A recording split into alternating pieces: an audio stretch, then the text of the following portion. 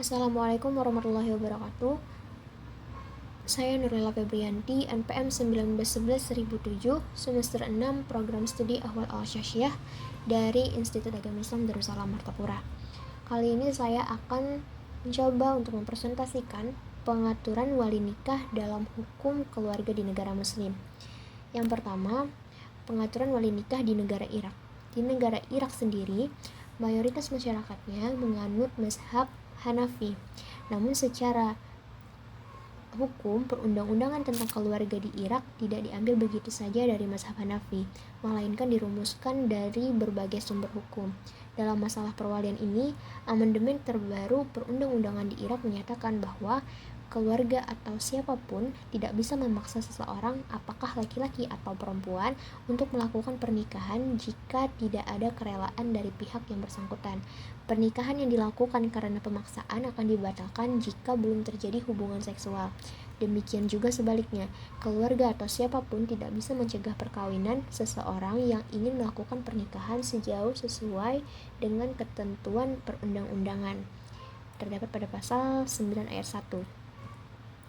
Lalu, siapapun yang melanggar ketentuan di atas akan dihukum maksimal 3 tahun penjara dan atau denda jika dia adalah keluarga tingkat pertama. Jika yang melakukan pelanggaran ini adalah orang lain, bukan keluarga tingkat pertama, maka hukumannya adalah maksimal 10 tahun atau dipenjara minimal 3 tahun. Pasal 9 ayat 2. Lalu, ketentuan hukuman dilakukan oleh mahkamah syariah atau mahkamah status personal. Pasal 9 ayat 3. Berikutnya, pengaturan wali nikah di negara Brunei Darussalam. Aturan perwali yang dikenal dalam mazhab Syafi'i, di mana seorang wanita yang mau menikah harus mendapatkan izin dari walinya.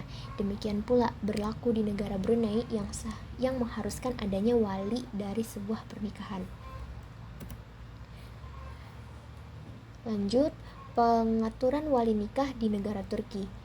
Undang-Undang Sipil Turki 1926 memuat tentang perkawinan, perceraian, hubungan keluarga, dan kewarisan.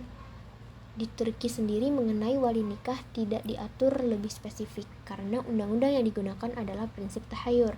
Namun sistem pernikahan di Turki yang mayoritas bermazhabkan Hanafi tentang kedudukan wali nikah di dalam rukun nikah tidak termasuk. Yang terakhir, pengaturan wali nikah di negara Indonesia. Di negara Indonesia sendiri, Undang-Undang Nomor 1 Tahun 1974 tentang perkawinan, Pasal 2 Ayat 1 menyebutkan bahwa perkawinan adalah sah apabila dilakukan menurut masing-masing agama dan kepercayaan para pihak yang melangsungkan perkawinan. Terdapat sangat jelas di dalam kompilasi hukum Islam mengenai kedudukan wali dalam pernikahan adalah salah satu rukun yang harus dipenuhi.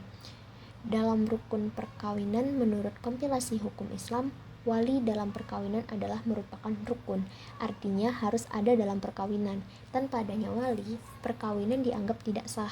Oleh karena itu, sah tidaknya suatu perkawinan dalam Islam juga ditentukan oleh wali nikah. Jadi kesimpulannya, di negara Irak, kedudukan wali nikah tidak dianggap keberadaannya dan tidak bisa mencegah perkawinan seseorang yang ingin melakukan pernikahan. Di negara Brunei Darussalam, mayoritas masyarakatnya adalah Muslim dan bermazhabkan Syafi'i, sehingga wali nikah harus ada di dalam pernikahan. Di negara Turki, mereka menggunakan prinsip tahayur sehingga mengenai wali nikah tidak diatur secara spesifik di dalam undang-undang. Mayoritas masyarakatnya bermazhab Hanafi, di mana wali nikah tidak termasuk di dalam rukun nikahnya.